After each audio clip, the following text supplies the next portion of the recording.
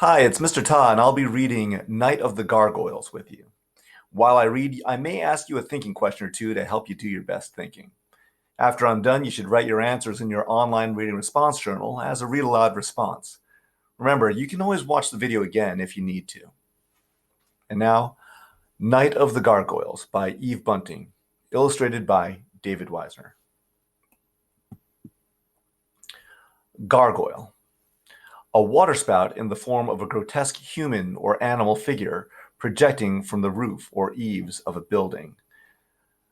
So before I move on, a waterspout is basically like a gutter that would direct the water when it rains away from the building, so it wouldn't just pour down the side of the building. Grotesque means ugly, almost monster-like. So a monster-like human or animal figure. I grew up in New York City, so one of my favorite things to do as a kid was to go look up at an older building to see if I could spot some gargoyles. Next time you're in the city and you're by one of the older areas where you see older buildings, look up, see if you can find a gargoyle or a gargoyle or two yourself.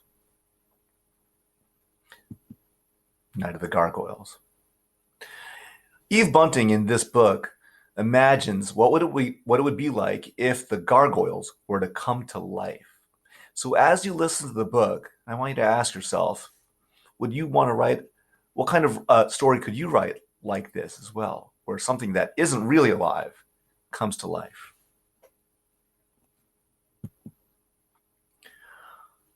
The gargoyles squat high on corners, staring into space, their empty eyes unblinking.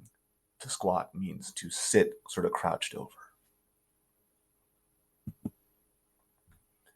Till night comes.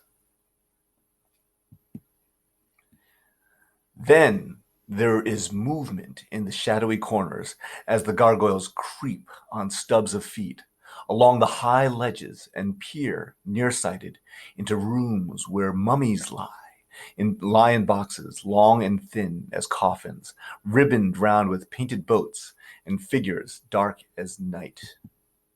Look at those mummies down there. What kind of building do you think these gargoyles are on? And gargoyle creep again to gape at suits of armor, shining stiff, their helmets hinged on eyes as bloodless as their own. Or, tired of viewing, fly, if they have gargoyle wings, straight up to lick the stars with long stone tongues, green pickled at the edges, or land in sleeping trees, to swing on branches, da-di-da, and feel the air move cool against their pockmarked stone. To be pockmarked means to have little holes in it or scars.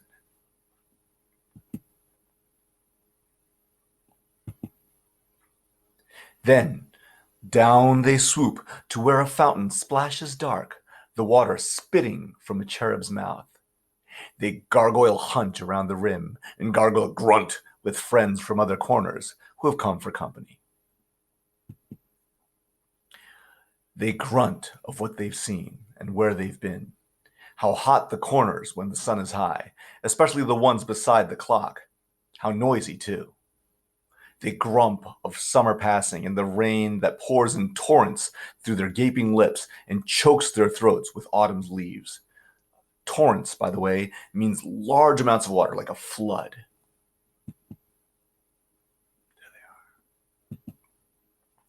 And then those birds that come to rudely perch and leave behind their mottled stains. What do you think those mottled stains are made out of? Ooh, don't say it. They lap the water with their mossy tongues, splat each other with their claws, and boom, those gargoyle laughs that rumble thick because there's no space inside their solid stone for laughs to somersault. To lap, by the way, means to drink by licking your tongue, like a cat does.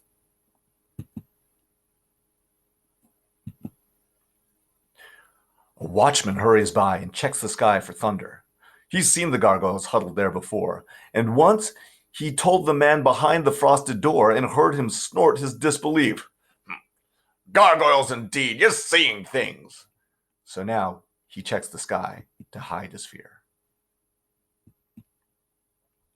The gargoyles rasped their wings and put their thumbs behind their crumbling ears to show their scorn.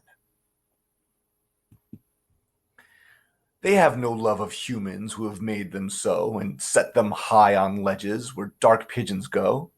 They stomp their feet and rumble laugh to see the watchman close his eyes and turn away. "Awk!" the gargoyles scream, and "awk!" again, and spread their lips in mischief smiles. The watchman hunches down and hurries on. It's almost morning now, and so the gargoyles fly, or wingless crawl, up walls as spiders do.